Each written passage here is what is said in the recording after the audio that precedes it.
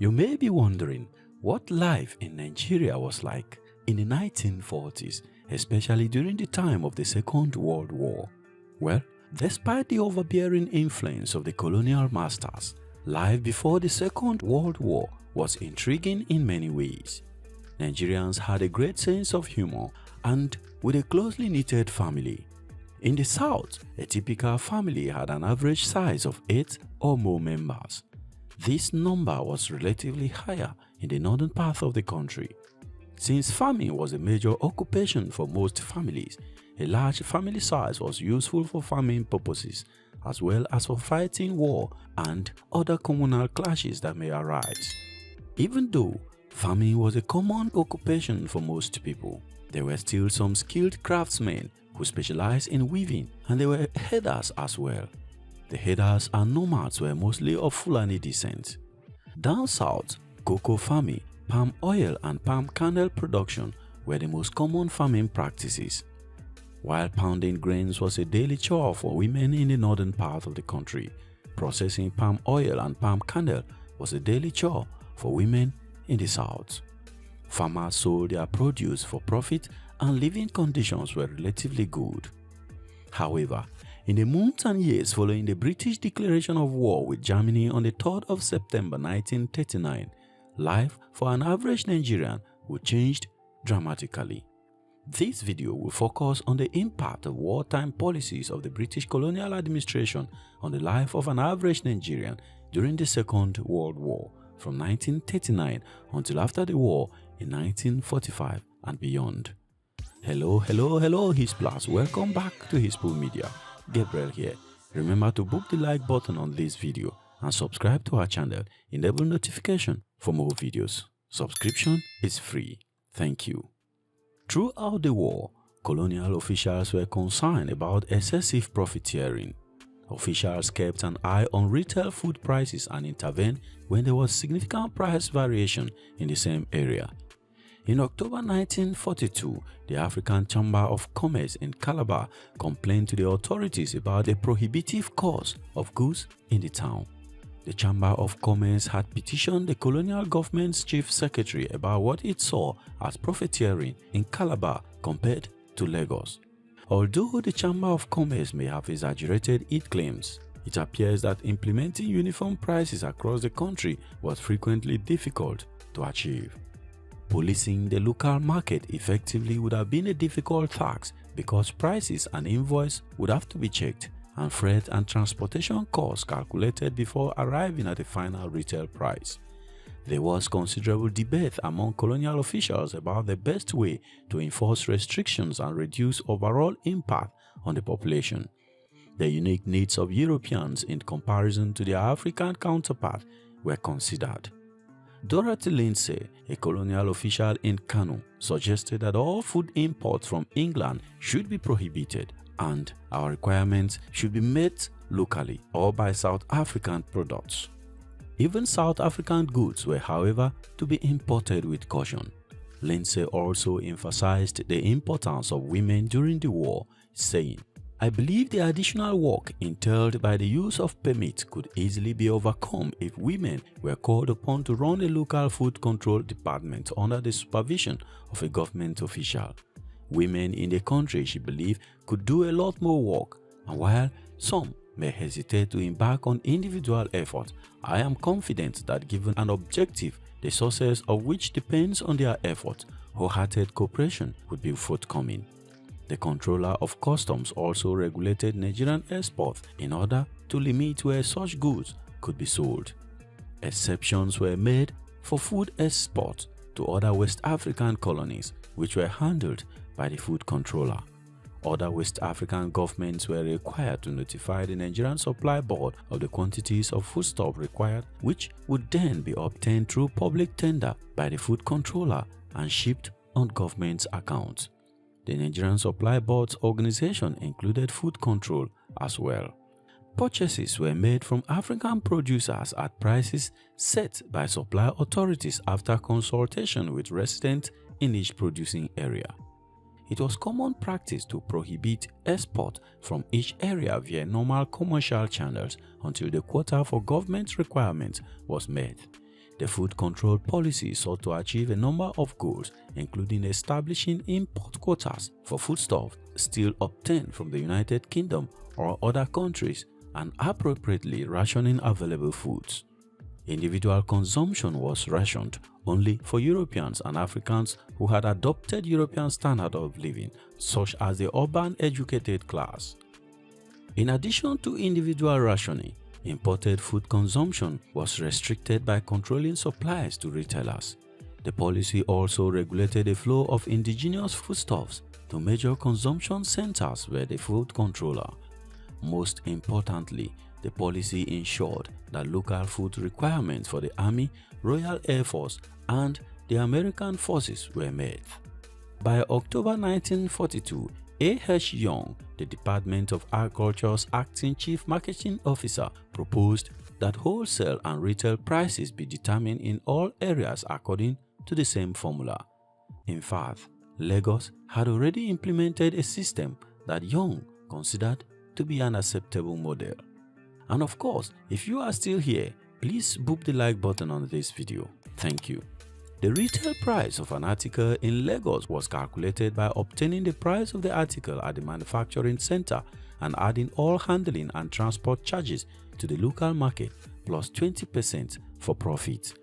The wholesale price was then calculated by adding 10% to the landed cost in Lagos. The formula did not apply to perishable goods like vegetables, where retailers demanded 25% of the profit to cover any losses. Food controllers began to fix selling prices for foodstuffs brought into their areas from other parts of Nigeria. Due to a tin plate shortage, only essential foodstuffs were to be imported after May 1942. Corn, maize, and rice were the staple commodities purchased through this scheme. To supplement the limited supply of tinned white flour, the government encouraged the use of locally grown flour. As the importance of vegetable gardens became clearer by the day, the food controller began disseminating names of South African companies that could supply suitable seeds.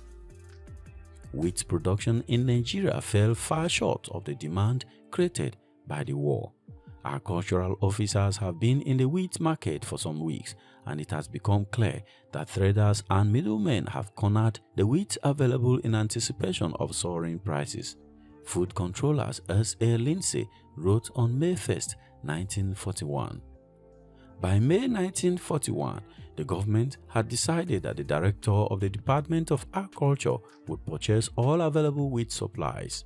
The stock was distributed by the Department of Agriculture to local mills, military authorities, and civilian consumers. To encourage production, the Director of Agriculture paid producers an average of 1 to 1/3 per pound.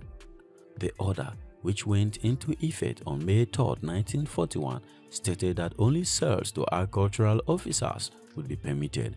All dealers with stocks in excess of 10 CWT were required to declare them to the Deputy Food Controller each month. If offenders were found to be holding stocks in excess of the specified amount, they will be required to surrender their stocks. The goal of this policy was to immobilize all dealer stocks and make the Director of Agriculture the sole bulk buyer. The order only applied to merchants, dealers and traders, and did not apply to producers, retailers, or private individuals purchasing for their own use. However, effectively implementing food control was frequently very difficult. It wasn't always easy for dealers to accept the situation and let go of their dreams of big profit and sales to agricultural officers. The restrictions on the life of Nigerians was extended to the motor transport and other allied products. For instance, on September 4, 1939, R.M. MacDonald of the Church of Scotland Mission at Ikoreyan, southeastern Nigeria, wrote a letter to the district officer at Itu requesting a permit to use a Chevrolet kit car for the purpose of carrying on his work as district missionary. His mission covers a considerable distance from Itu to WWII in Ikorekpende Division. According to MacDonald, control of the churches and schools in these two districts would be very severely handicapped without the use of a car. Not only was the use of motor vehicles restricted for the general public, the purchase of fuel was equally restricted for the public. A permit will be required from the district officer to purchase fuel or be allowed to use your car. The restriction on the use of motor vehicles affected people from all walks of life. On September 6, 1939, Okpara Nnadi wrote to the district officer in Itu requesting a permit to use his lorry and a supply of about 10 cases of petrol per month to cover approximately 1,150 miles.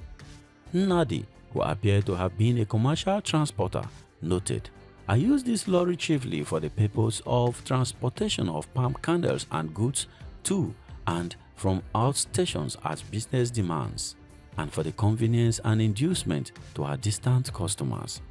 The regulation limited the use of existing vehicles in Nigeria to essential purposes only, such as the evacuation of export produce and materials, the transport of food supplies for the services from areas of production, the maintenance of supplies for native population in large cities, and the transport of imported supplies and petrol.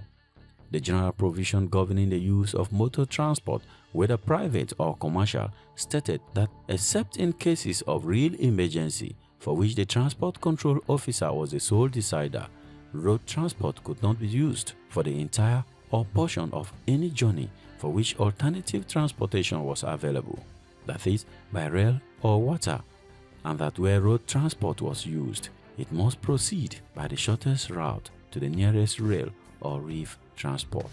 The controller of motor transport and the oil controller, assisted by 4 deputies representing the 4 transport zones into which Nigeria had been divided, were responsible for the control of the movement of all civilian vehicles and the consumption of petrol and other petroleum fuels.